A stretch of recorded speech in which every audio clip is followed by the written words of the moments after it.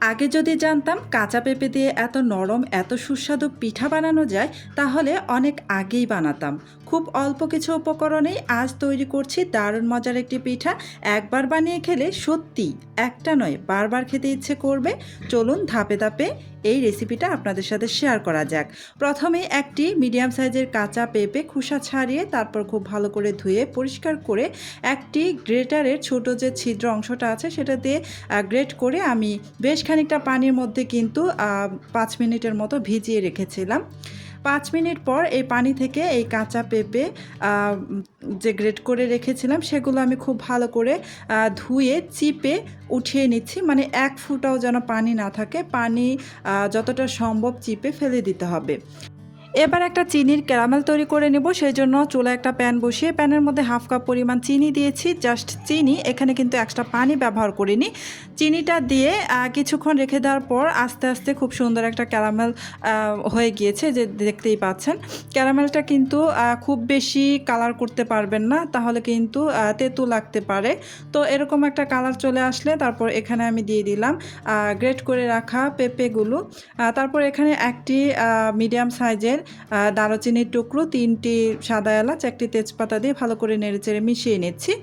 এখানে পেঁপেটা দেওয়ার পর কিন্তু বেশ খানিকটা পানি উঠে যাবে, যতটা সম্ভব আমি কিন্তু পেঁপেটাকে চিপে পানিটা ফেলে দিয়েছিলাম, তারপরে কিন্তু বেশ খানিকটা পানি উঠে যায়। তো কিছুক্ষণ নাড়াচাড়া করার পর এখানে আমি আরও হাফ কাপের মতো চিনি দিয়ে আবারও নাড়াচাড়া করে মিশিয়ে নিচ্ছি। তো এই পেঁপেটা যেহেতু আমি একদম গ্রেটারের সাহায্যে গ্রেট করে নিয়েছিলাম, সেহেতু এই পেঁপেটা কিন্তু সেদ্ধ হতে খুব বেশি সময় লাগবে না।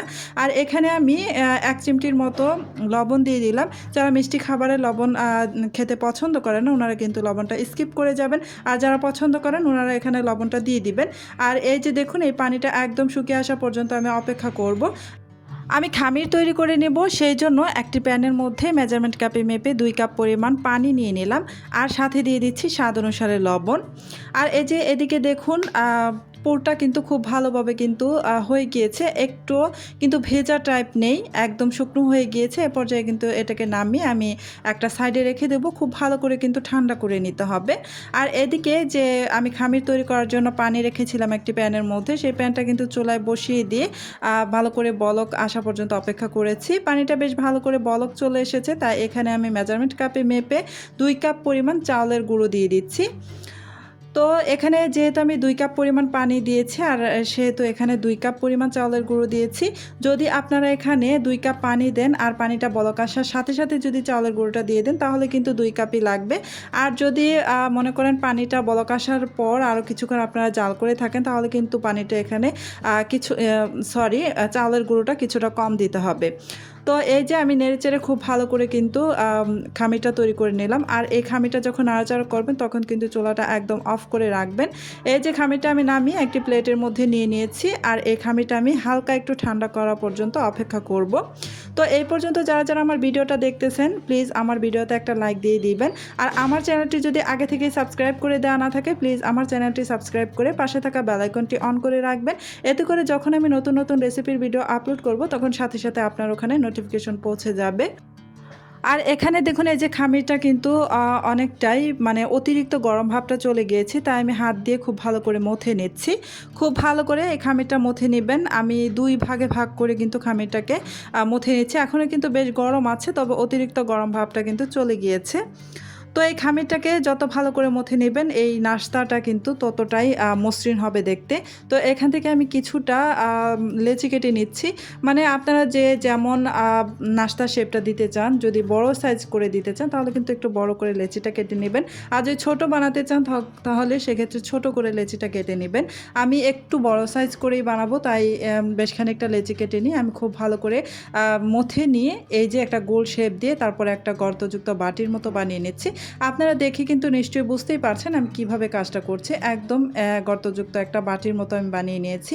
এবার এই যে আমি যে পুরটা বানিয়ে রেখেছিলাম কাঁচা পেঁপের পুর, তো এই পুরটা এখানে আমি কিছুটা দিয়ে দিচ্ছি।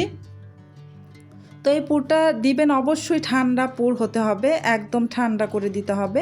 গরম পুর কিন্তু দেওয়া যাবে না, যদি গরম পুর দেন তাহলে কিন্তু পিঠাটা কিন্তু ফেটে যেতে পারে। তো পুরটা দিয়ে ভালো করে মুখটা কিভাবে সিল করে নিয়েছে আপনারা দেখে নিশ্চয়ই বুঝতেই পেরেছেন ভিডিওতে। এবার এই যে এভাবে হাত দিয়ে ঘুরিয়ে একটু সমান করে নিব দুই পাশেই, তাহলে একটু ওপরটা মসৃণ হবে, দেখতে সুন্দর লাগবে।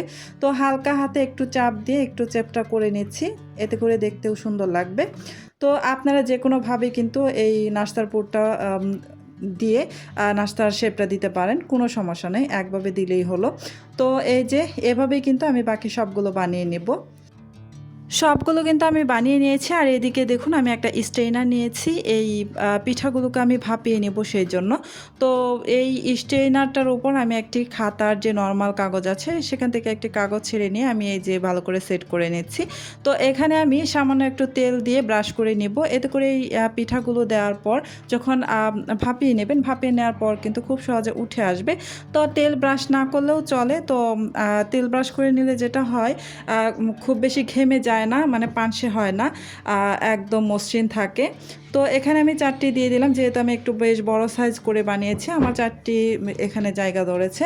তো আমি এই যে আগে থেকেই কিছুটা পানি বলক উঠিয়ে রেখেছিলাম, এই ওই পাত্রটার উপরে আমি স্ট্রেনারটা বসিয়ে দিলাম। তো আগে থেকে পানিটা কিন্তু বলক উঠিয়ে রাখবেন, তাহলে কিন্তু এই পিঠাগুলো বানিয়ে রেখে দিতে হবে না দীর্ঘ সময়, সাথে সাথেই কিন্তু ভাপিয়ে নিতে পারবেন। আর এই যে ঢাকনা দেওয়ার পূর্বে কিন্তু আমি আরও একটা কাগজ দিয়ে দিয়েছি, দিয়ে ঢাকনা দিয়ে ঢেকে দিয়েছি, এতে করে কিন্তু ঢাকনা ঘেমে কিন্তু এখানে ফোঁটা ফোঁটা পানি পড়বে না। তো প্রায় 10 মিনিটের মতো আমি অপেক্ষা করে ঢাকাটা সরিয়ে নিচ্ছি, আর এই যে কাগজটাও ছড়িয়ে নেব। তো দেখি কী অবস্থা, এটা হয়েছে কিনা। মাশাআল্লাহ, দেখুন একদম কালারটা চেঞ্জ হয়ে গিয়েছে। আর আমি হাত দিয়ে একটু চেক করে নিব। আঙ্গুল দিয়ে হালকা চাপ দিলে যদি দেখেন যে এটা একটু শক্ত ভাব হয়ে গিয়েছে, তাহলে বুঝে নেবেন কিন্তু পিঠাটা হয়ে গিয়েছে। তো কালারটাও চেঞ্জ হয়ে যাবে, আঙ্গুল দিয়ে চাপ দিলে একটু শক্ত ভাব লাগবে, তাহলে বুঝে যাবেন পিঠাটা কিন্তু হয়ে গিয়েছে। তো এই যে পিঠাগুলো কিন্তু আমি নামিয়ে নিয়েছি, দেখতেই পাচ্ছেন বেশ সুন্দর লাগছে পিঠাগুলোকে। আপনারা চাইলে কিন্তু এই কাঁচা পেঁপের পুরটা দিয়ে পুলি পিঠাও তৈরি করতে পারেন, মানে পুলি পিঠা, ভাজা পুলি পিঠা। আমার চ্যানেলে ভাজা পুলি পিঠার একটা রেসিপি আছে এই কাঁচা পেঁপের পুর দিয়ে, তো আপনারা চাইলে কিন্তু দেখে আসতে পারেন, খুবই মজার ছিল সেই রেসিপিটা। তো আশা করি আজকের রেসিপিটিও আপনাদের কাছে অনেক বেশি ভালো লেগেছে। আর ভালো লাগলে আমার চ্যানেলটি সাবস্ক্রাইব করে পাশে থাকা বেল আইকনটি অন করে রাখবেন। আজকের মতো তাহলে এখানেই শেষ করছি। আল্লাহ হাফেজ।